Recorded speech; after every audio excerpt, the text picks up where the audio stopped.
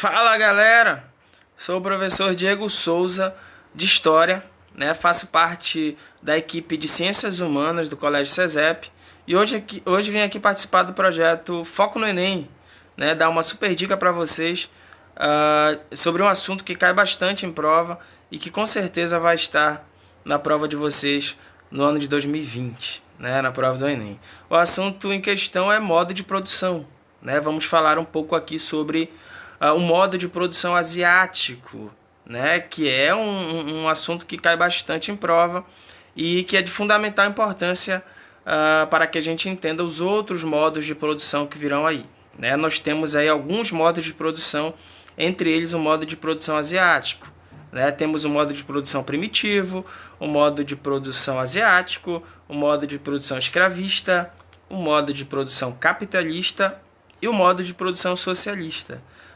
Todos esses modos de produção relacionam-se à competência número 4 e à habilidade 16 do Enem, que exige que vocês compreendam, exige que vocês identifiquem os registros sobre o papel das técnicas e tecnologias na organização do trabalho e ou da vida social. Então é muito importante que a gente entenda primeiramente alguns conceitos relacionados ao modo de produção asiático, para que assim a gente possa relacionar com outros modos de produção que virão mais tarde, como por exemplo o modo de produção escravista e o modo de produção feudal, que vão ser modos de produção que vão resultar de uma outra organização política e econômica em outros momentos. Então, para que a gente entenda sobre o modo de produção asiático, é necessário, é claro, que a gente entenda o tipo de organização política,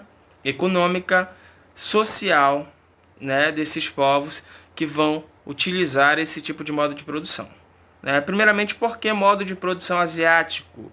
Porque essa maneira de produzir, essa utilização da mão de obra, de técnicas e de tecnologia, vão ser comuns entre civilizações orientais da antiguidade. Professor, que civilizações são essas?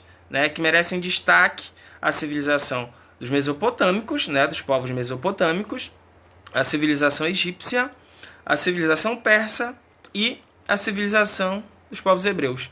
A gente vai encontrar todas essas civilizações aí se desenvolvendo no que a gente entende como o crescente fértil, que é uma área que vai uma área extensa, que vai desde o Oriente até a África, onde se localiza o Egito, onde a gente vê a presença de alguns rios muito importantes, como o rio Tigre, o rio Eufrates, o rio Nilo e o rio Jordão. Esses rios eles vão ser de extrema importância para a organização e fixação de grandes contingentes populacionais em suas margens. Daí o surgimento das tais civilizações fluviais ou sociedades hidráulicas, como estamos vendo aí no slide. Por que sociedades hidráulicas, professor? Por que civilizações fluviais? Porque essas civilizações elas vão se organizar nas proximidades dos rios e vão depender da cheia desses rios para a fertilização do solo em suas proximidades. E é claro, elas vão precisar se organizar, desenvolver técnicas, desenvolver tecnologias que permitam o controle dessas cheias e a utilização da água dos rios para a fertilidade do solo. Por isso elas vão ser conhecidas como sociedades hidráulicas e também civilizações fluviais. Entre outras características dessas civilizações, nós vamos ver também a organização em impérios. Você vai conhecer o Império Babilônico, você vai conhecer o Império Egípcio, o Império Persa, que são impérios que vão organizar e controlar grandes contingentes populacionais. Isso explica também a necessidade de uma organização em que o Estado controla a mão de obra do povo livre, o que a gente entende como modo de produção asiático. Então, a organização em impérios é fundamental para o controle de grandes contingentes populacionais. Entre a organização política desses povos, destacamos a teocracia. O que seria a teocracia? Teocracia são formas de governos legitimadas pela religião. Ou seja, Geralmente, os governantes desses impérios, desses reinos, eles também são considerados divindades ou, né, se apropriam de poderes considerados divinos, né? E isso acaba fazendo com que eles tenham um controle maior, né, e um controle mais intenso sobre a população dominada, controlada por eles, né? Então a teocracia ela é fundamental também para o estabelecimento no modo de produção asiático. Outra característica importante é a organização social desses povos. Esses povos se organizam a partir de estamentos. O que são estamentos? São grupos definidos pelo nascimento, né? É uma sociedade com pouquíssima mobilidade social, ou seja, dificilmente eles vão conseguir sair de uma condição social para outra, né? Nasce camponês, morre camponês, né? Nasce nobre, morre nobre, né? Em geral, é assim que acontece. Então, a condição deles na sociedade é definida pelo seu nascimento, né? E essa sociedade estamental hierárquica, né, estabelecida por relações de poder, vai definir também o trabalho de cada um na sociedade dentro do modo de produção asiático, né? A maior parte do que eles produziam vinha da agricultura, né, a partir de uma produção coletiva, né, em que as terras pertenciam ao Estado e a mão de obra funcionava como pagamento de impostos, a partir do que a gente entende como servidão coletiva. A servidão coletiva era uma característica desses povos, é o que vai definir o modo de produção asiático, né? A população livre, em geral camponesa, ela servia ao Estado a partir do trabalho na agricultura e no trabalho também em construções, principalmente construções ligadas a obras hidráulicas, né?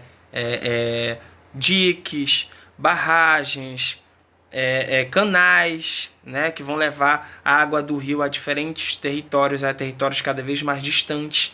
Então você percebe que o modo de produção asiático ele se organiza todo a partir de uma organização política, econômica e social da sociedade, né? A gente vai ver nesse sentido o Estado controlando grandes contingentes populacionais, né, principalmente de mão de obra livre. E essa população, principalmente camponesa, vai servir ao Estado a partir do pagamento de impostos. E esses impostos podem ser em trabalho ou em produtos, geralmente produtos agrícolas, né? Então, professor, qual é a diferença do modo de produção asiático para o modo de produção escravista, por exemplo? No modo de produção asiático, você vai ver, em geral, a população livre sendo controlada pelo Estado, geralmente porque as propriedades não são privadas. As propriedades pertencem ao Estado. Então, para que essas pessoas continuem nessas propriedades, sobrevivam delas, elas vão ter que produzir para o Estado também. Não só produzir alimentos, mas também servir como mão de obra para grandes obras hidráulicas, geralmente relacionadas ao curso dos rios. Já no sistema escravista, a gente vai ver a introdução da propriedade privada e do escravo como também um meio de produção. Ele passa a ser propriedade de alguém e, a partir daí, a partir dessa mão de obra, sustenta, né, a sociedade em geral. A diferença está principalmente nos meios de produção. Os meios de produção, como a terra, no modo de produção asiático, pertencem ao Estado. No modo de produção escravista, é privado. No modo de produção asiático, os grandes contingentes populacionais são controlados pelo Estado, no entanto, são livres.